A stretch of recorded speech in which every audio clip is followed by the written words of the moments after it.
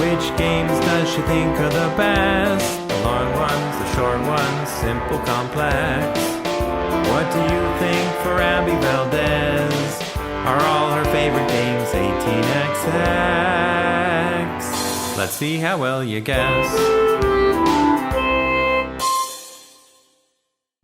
Hi, I'm Ambie, and this is my top 100 games as of the end of 2019. We're on numbers 30 through 21. My number 30 is Rolling Stock, which is an economic stockholding card game that's based on 18xx, but doesn't have any track.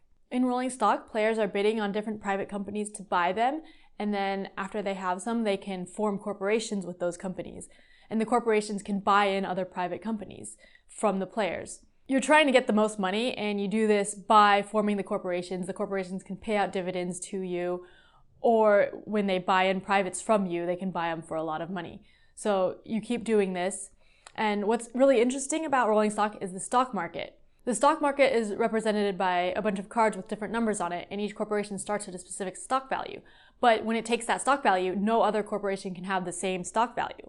So then when the share price increases, if that spot is already taken, then it jumps over and increases even more. And the same for when the share price decreases. Another interesting thing is that the stock value is based on the company's booking value, which is how much the company is worth. It doesn't matter if the company paid out dividends or withheld or anything. It's what their value is after the end of the round. So the stock market is more realistic than other 18xx games.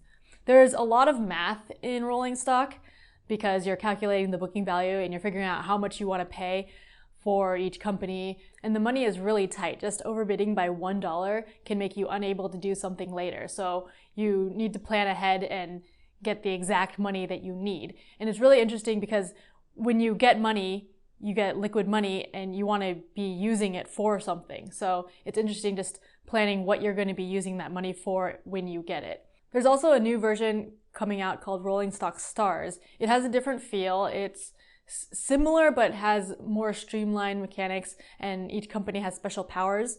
And I think in Rolling Stock Stars, investing in other people's companies is more of a viable strategy, which I like. So I might like Rolling Stock Stars better than Rolling Stock, but it's not published yet officially. It's coming out this year. So this is just a combined entry for Rolling Stock and Rolling Stock Stars. My number 29 is 1860 Railways on the Isle of Wight, which is an 18xx game that has a lot of interesting rules to it. In 1860, the routes you build can be really complicated and are really important, and the worth of your company is also really important. The companies only come out 2 at a time, and later on, the companies start at lower values than the early companies. So a lot of times, the early companies end up being really good. One thing I like about 1860 is that you can own 100% of a company, which is interesting when you make a really good company, and if you can get 100% of it, that's really neat. Another thing is that at the end of the game, once the game end is triggered, nationalization occurs, and there are a few more rounds where each round the lowest paying out companies just disappear. They get nationalized. So you keep paying out with the higher ones, so if you have a good company, then it just keeps paying out even more. So it's really important to have shares in the best companies because they will be best longer at the end of the game. There are a lot of interesting rules for calculating the routes. Some of the trains have extra numbers on them that can count the towns as separate entities than the cities. So route calculation can get really complicated and take a long time, but it's fun just building out those routes and trying to make the best company. Also, people say that 1860 is good with 2 players. I haven't played it at 2 players in a long time, so I'm not sure if I still like it at 2 players, but I did play it at 2 players like 3 or 4 years ago and liked it then. So that's a plus. My number 28 is 2 Rooms and a Boom, which is a social deduction party game for a lot of people. In 2 Rooms and a Boom, everyone has a different role, and the roles have different powers. They also have different colors. There's red, blue, and gray. It's basically the red team versus the blue team, and then gray people are neutral.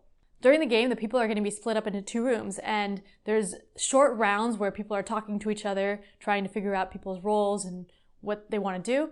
And then between those rounds, a couple of people are going to be switched between rooms, so the people in each room will change.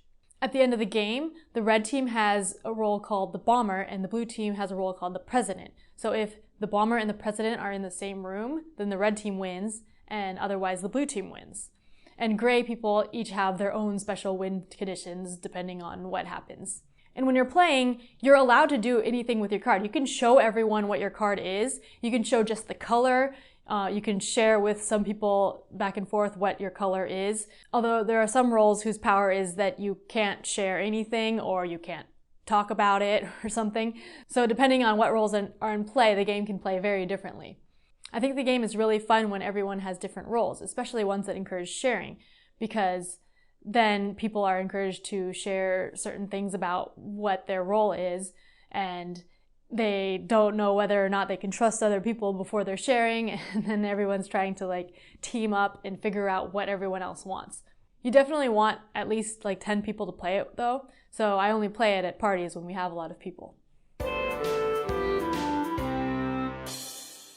My number 27 is Crokinole, which is a 2-player flicking dexterity game. Crokinole is a very pure game. There's a big circular board with a hole in the middle, and you're basically trying to flick your disc into the hole. If you don't make it into the hole, you have to make it into the middle circular section in order for the disc to stay on the board.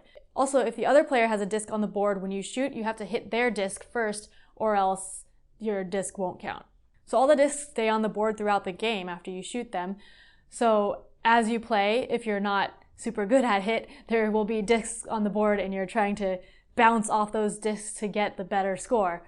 So I think that's really fun, trying to bounce off the disc to get your disc into the hole and maybe hit it hard enough so that the other discs get knocked off of the board completely. So Crokinole is my favorite flicking dexterity game because it's just a pure flicking game. My number 26 is Hanabi, which is a cooperative deduction card game.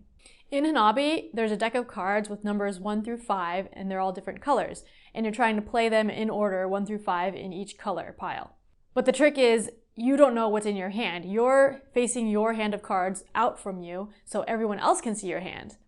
And they can't tell you what's in your hand other than giving clues of either a number or a color. So when they give you a clue, they tell you all the cards you have of that number or color. I've played this game a lot, and I actually have the deluxe version now that's tiles instead of cards, which is actually easier for me to remember things because I can put the tiles on the table in 3 dimensions to help me remember.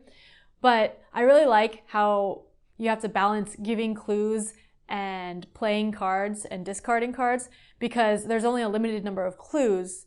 So when you run out of clues, you have to discard a card and you get a new clue. But the distribution of the cards isn't equal. There's 3 1s, 2 2s, 2 3s, 2 4s, and 1 5 of each color. So if someone discards a 5, then you won't ever be able to complete that color. So that can be really tense if someone has a bunch of cards they can't discard and you're trying to give clues to make sure they don't discard them, but then they're not sure if they should play them or keep them or discard them. So I really like Hanabi. It's a great, fun, cooperative card or tile game. My number 25 is Hansa Teutonica, which is kind of a route-building area majority game. In Hansa Teutonica, there's a map with different cities that are connected by routes, and players can take actions to put people onto those routes. If you have all of the spaces in the routes connecting 2 cities, then you get to claim one of the cities and put a token there. But what's really interesting is that on the route spaces, if someone else is there and you want to go there, you can kick them out by paying an extra piece, and they can get an extra piece in their supply. You can also take an action to move pieces around, so if you have a bunch of pieces scattered throughout the board, you can move them all into one route and then claim that route. So it's really interesting trying to block people off so that they'll kick you out because you get rewarded for that, and then it also hurts them. And you're also going for high-value cities that give you bonuses and trying to connect long routes. So people are going for similar things, and it's kind of a race, too, for people to get to the city first. So I like that it's a really tense and interactive game, and you really care about what other people are going for. And that's why Hansa Teutonica is my number 25. My number 24 is Tokyo Highway, which is a dexterity strategy game. There's a 4-player version that came out recently, but I have and enjoyed the 2-player version more. In Tokyo Highway, each player is building up their own highway out of popsicle sticks and discs. They're going up and down. The discs are making the popsicle sticks angled. On your turn, if you're able to cross your highway over or under the other player's highway and be the first stick over or under theirs, then you get to place one of your cars, and you're trying to place all of your cars in order to win. I like Tokyo Highway because for a dexterity game, there's a lot of strategy in planning out where you want to go so that you can both try to get your highway to cross the other players and prevent the other player from crossing your highway first. And also with the dexterity part, if you knock over cars or highways, then you get a penalty. At the end of the game, you have this really convoluted highway on the table and it looks really neat.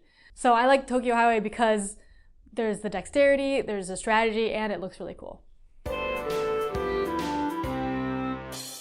My number 23 is Deception Murder in Hong Kong, which is a social deduction game that's kind of like Mysterium, which I mentioned earlier in the list, but it has hidden roles. In the game, there's one forensic scientist and one murderer and a bunch of investigators. The forensic scientist knows everything, and the murderer is the one that the investigators are trying to discover. The players all have different cards in front of them that have pictures of clues and weapons, things like gasoline or arson, and the murderer picks one clue and one weapon secretly. The forensic scientist is trying to get the investigators to guess that clue and that weapon. And it has to be those combinations. If it's anything else, then they don't get it. The way the forensic scientist does this is they can't talk. They have these boards that have a bunch of different words on them. For example, there's a cause of death board, and then there are different options like suffocation or loss of blood. And then the forensic scientist has tokens that they put on the thing that they think is the cause of death. And they have different boards that have other random things that can come out. So the forensic scientist is trying to communicate and make a story of how this person died, even though a lot of times the clue and murder weapon are very strange things. And then the investigators are discussing amongst themselves, and the murderer is pretending to be an investigator. They're discussing, oh, this thing goes with that clue, but then they said this for this clue, so maybe it's something else. It's really fun just discussing and trying to figure out what the forensic scientist is trying to say, and it's really fun as the forensic scientist too. I think I actually like playing the forensic scientist the best. There's also other roles you can play if you have more players, and the expansion has more roles too, but I've played with just the base roles and it's still a great time. My number 22 is Codenames, which is a team word guessing game. In Codenames, there's a grid of 25 words, and each team has different words that they're trying to guess. On each team, there's one person who knows the words they're trying to guess, and they give clues to the rest of the team. The clue has to be one word and then a number that indicates how many of the words match that clue. Since you're racing against the other team to get your words guessed first, you're trying to combine as many words as you can into one clue. So it's really interesting trying to connect these words, and a lot of times the words have multiple meanings.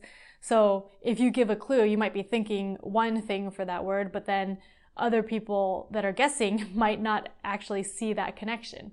So it's really interesting trying to get those connections with the people. Also, there's one word in the grid that's the assassin, and if the team ever guess that, then they automatically lose.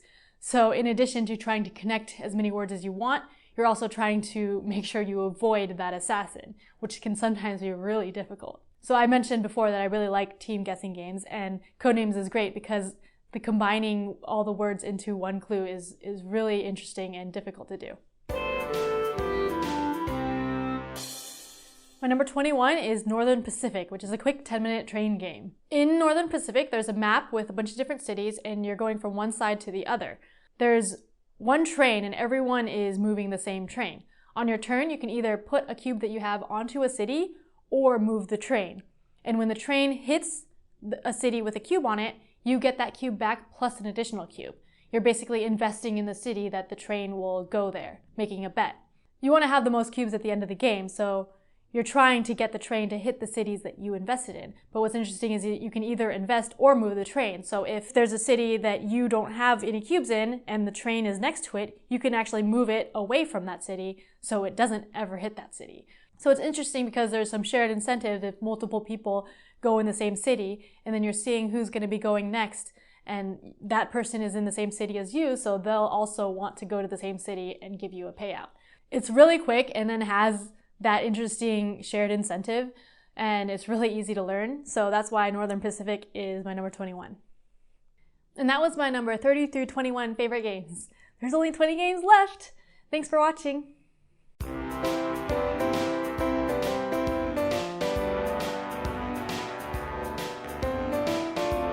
Thanks so much for watching another Dice Tower video. If you enjoy our videos, subscribe to the channel for more fun, comprehensive board game coverage. Also, consider joining us at one of our events. Come to Dice Tower Retreat, a small, intimate gathering where gaming is king. Join us for Dice Tower Cruise, the largest board game cruise. Attend Dice Tower West in Las Vegas for gaming fun on the West Coast, or Dice Tower East in Orlando in sunny Florida. Dice Tower Conventions, the friendliest gaming conventions on Earth. I'm Eric Summerer, and you've been watching The Dice Tower.